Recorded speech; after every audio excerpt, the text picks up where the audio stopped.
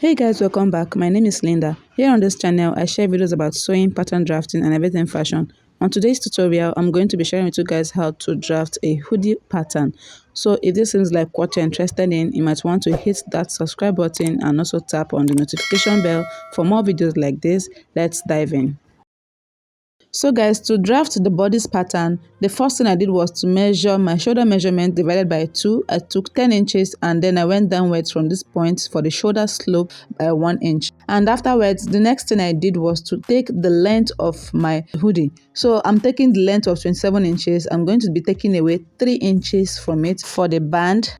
And what I have left is 24, or rather let me say 25 inches. So the next thing I'm going to do right now is to mark my armhole measurement. So for my armhole depth, I have 9 inches. Okay, this is because this is a very spacious hoodie. It's not that body fitted. You guys know that hoodie is not always fitted on the body. So I went ahead to rule the line, and also I took the chest line for my hoodie. For the chest line, it's always the same thing with what you have here on the armhole. So I have 10 inches from the neckline, and then from the armhole is still 9 inches. So now for me to take the width of my hoodie, I'm going to be measuring the circumference of the body plus extra inches for freeness. So I have 11.5. Circumference of it is 46 inches. Divided by 4 is 11.5. So what I have for the upper bodies is what I'll go ahead and mark on the lower bodies. So guys, I'll go ahead and connect it into a straight line to square it out. This particular size I'm making is like the medium size. I'm not going to be adding any allowances whatsoever. So after I was done with that, I went ahead to curve out the armhole curve. So I'm going to be taking half of this measurement, which is 4.5 inches. I have 9 inches there. So I'll go ahead and measure extra 1 inches downwards and mark a point there. From there, I'm going to be taking 0.75 inch, and then I'll go ahead and connect this dot and this dot and this dot together with my curved ruler.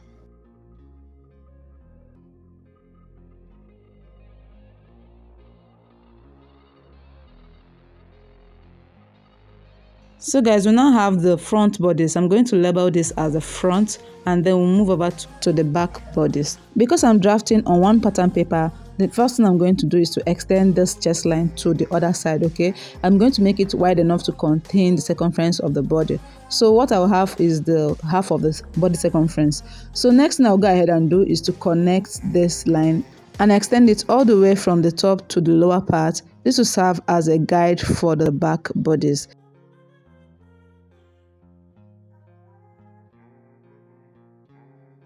So after that, the next thing I'm going to be doing is to take the shoulder measurement. So I'm marking 10 inches just like I marked for the front piece, and then from there I'll be marking 1 inch for the shoulder slope.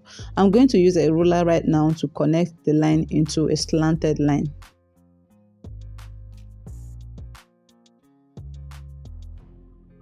So guys, next thing I'll do is to square up this line around the armhole. It's equally the same thing I did for the front piece. So I'm just going to use that as a guide as well. Then the next thing I'll go ahead and do right now is to impute the chest line measurement for the circumference. So the same thing I did for the front is the same thing I'll be doing for the back. So I'll just go ahead and use my ruler to connect the points I made. And after that, I'll go ahead and mark the armhole measurement and then the neckline for both the front and the back piece.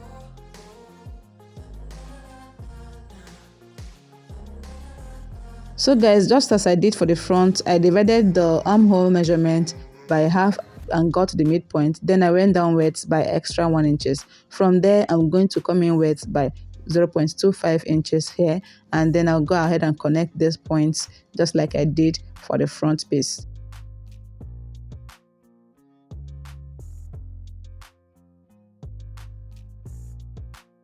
After I was done with that, it's now time to draft the neckline. So for the neckline is always wider than the normal neckline. I'm going to be measuring 3.5 inches on the length, and then for the width I'm going to be measuring the same 3.5 inches. So I have 3.5 inches by 3.5 inches for the neckline. I'll go ahead and square it up and then mark a curve with my curve ruler.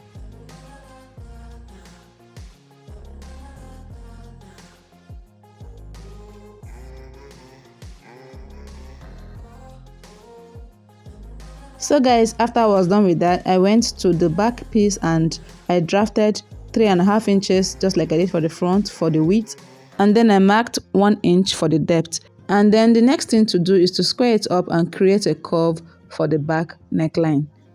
So you can go ahead and make use of 1.5 inches, or better still, use 1 inch. So I'm making use of 1 inch and it's still the same thing. So this is the back. I'll label it as the back piece and then I'll cut it out.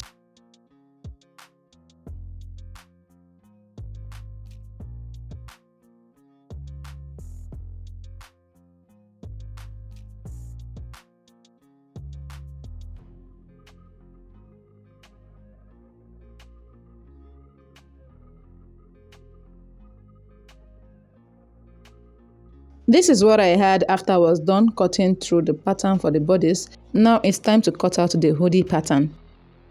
On a fresh pattern paper, the first thing I did was to rule a straight line across from the top to the bottom part, and the space I gave, like you see me pointing, is about 3 inches. Okay, you can give more than that if you want.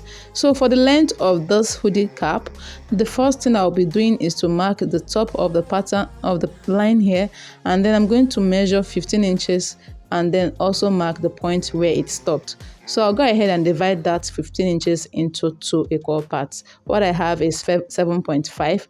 I'm going to also extend it to the other side to mark 11 inches for the width.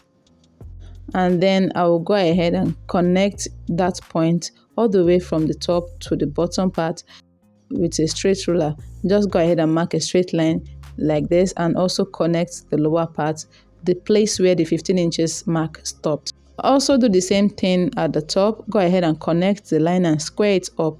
And at the middle where I took half of the 15 inches mark, I'm going to connect a horizontal line as well. So now you see that I have 3 horizontal lines and 2 vertical lines. So the next thing I'm going to do is to measure 5.5 inches at the lower part like this for the curve of the hoodie, and then I'm going to go upwards by 1 inch. Okay, after I was done, I'll go ahead and connect it with my ruler, and then the next thing to do is to curve it with my curve ruler, just like you see me doing. Go ahead and place your curve ruler this way and connect it to the point where you see me stop. And then the next thing I'll go ahead and do right now is to mark another extra 4.5 inches for this part, and I'll be going upwards by 2 inches this time around. Okay, I want it very high. This is to determine the curve for the neckline. Remember, our neckline is rounded, and this slope I'm going to create will help our hoodie to sit well on the neckline. So go ahead and flip your curve ruler this way and then create another curve like this. So your curve should look like something like this. So go ahead and measure what you have for your neckline for this point. For me, I have about 10.5 inches. That's enough for me to go round for my hoodie. So I'll just go ahead and measure where my 10.5 inches stops, and then I'll create a point there. It's still the same thing as what I measured. Next, I'll place my tape rule on that midpoint I created. I'll be coming outwards by half of an inch, and from there I'll be making a curve with my free hand from this part all the way to the top, just like you see me pointing. To do this perfectly, you need to take your time and then create a curve, just as you see me doing. I made use of my curve ruler initially like this, just to get what I want. Just go ahead, take your time and play with it and see what you have there. So just gently curve your line all the way like this to get the shape of the cap.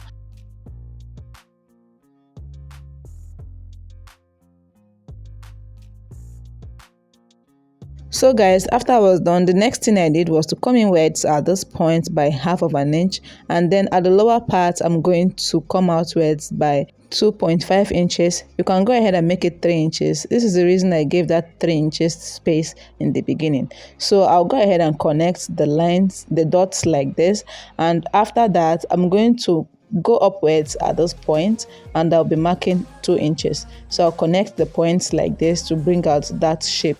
This is to enable me to have an overlapping on the front neckline. So next, I'll go ahead and create a curve on the midpoint of this hoodie.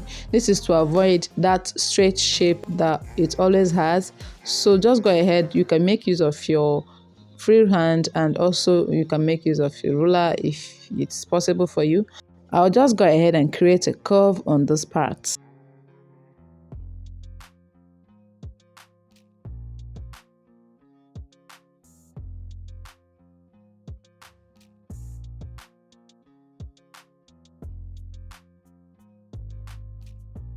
So guys, after I was done marking, the next thing to do right now is just to go ahead and cut out the pattern. So I'll go ahead and label this as the hoodie cap and cut it out.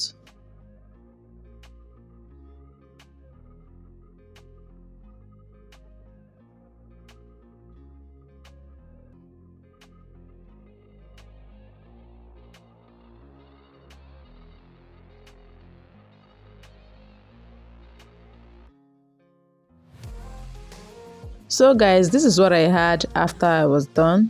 The next thing to do is to go ahead and cut out the sleeve for the hoodie. The first thing I'm going to do is to mark the cap's height.